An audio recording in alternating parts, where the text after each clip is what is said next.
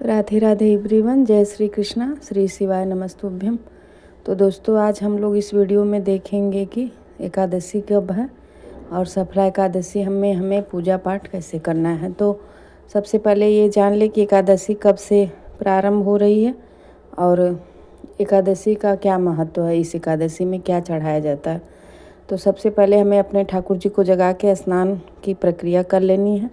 इस एकादशी में तिल की बहुत ही महत्व है और ये एकादशी जो है वो मतलब 14 तारीख को शाम को सूर्य अस्त होने के बाद से प्रारंभ हो जा रही है और 16 तारीख को सुबह में समाप्त हो रही है। तो हमें इसका ध्यान रखते हुए हमें 15 तारीख को सुबह से लेकर शाम तक पूरा एकादशी मिल रही है। तो इसलिए हमें 15 तारीख को यह दिन सोमवार को एकादशी का व्रत करना है।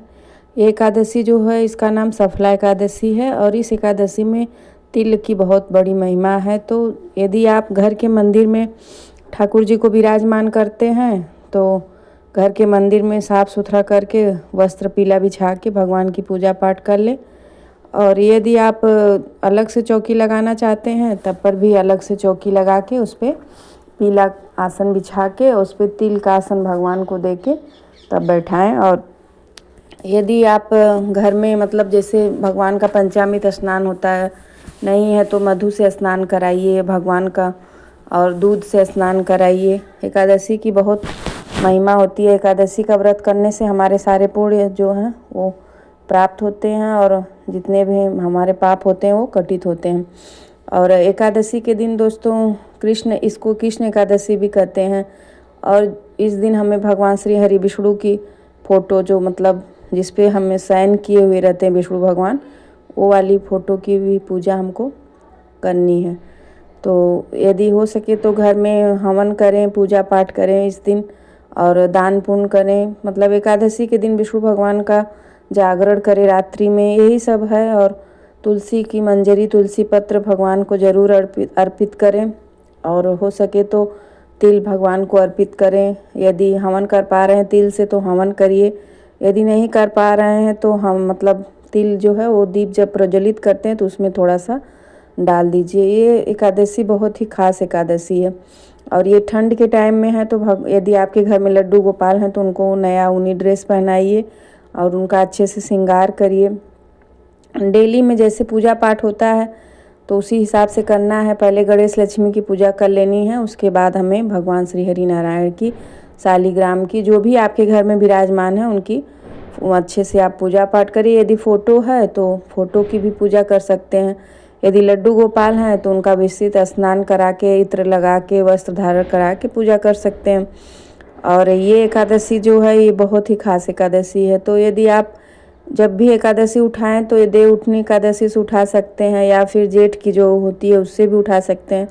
एकादशी कभी भी आप उठा सकते हैं यदि आपका मन हो। तो ये जो कृष्ण पक्ष की एकादशी है इसको भी कर सकते हैं, शुक्ल पक्ष की भी कर सकते हैं। तो जो आपकी इच्छा हो। एकादशी से हमारे जो पाप हैं वो कटित होते हैं। तो इसलिए एकादशी का व्रत हमें ज़रूर करना चाहिए और उनकी कथा पढ़नी चाहिए। हाथ में थोड़ा सा तिल लेके उन पूजा पाठ करने के बाद हमें तिल लेके थोड़ा सा भगवान का कथा पढ़ना चाहिए। और भगवान श्री जैसे गणेश जी को अलग से भोग लगाना है हमको, क्योंकि तुलसी पत्र नहीं पड़ता है उनके भोग में, और श्री हरि नारायण का भोग अलग लगाना है तो उनके में तो तुलसी पत्र पड़ता है।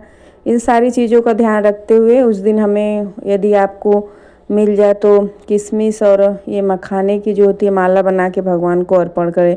क्योंकि ठंड बढ़ गई है तो यदि फूलों की माला ना बना पाएँ तो मखाने और किशमिश की भी माला पहना के भगवान की पूजा कर सकते हैं। मंजरी, यदि भगवान पे तुलसी मंजरी आप अर्पित कर रहे हैं तो आपके सारे कष्ट जो हैं एक एक करके ख़त्म होते हैं, लक्ष्मी का आवागमन चालू होता है। तो इसलिए हमें भगवान को तुलसी मंजरी ज़रूर चढ़ाना चाहिए।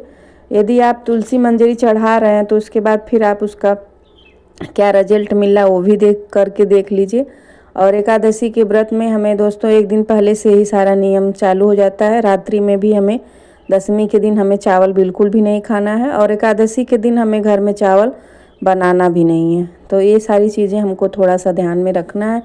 भगवान की कथा पढ़े, भोग लगाएं, जो भी आपके घर में है फल फूल और मतलब मेवे मसाले जो भी हैं भगवान को अर्पण करिए और भगवान का अच्छे से पूजा आरती जो भी संभव हो सके वो करिए। और तिल की ही एकादशी बहुत ये वाली मानी जाती है, खास है।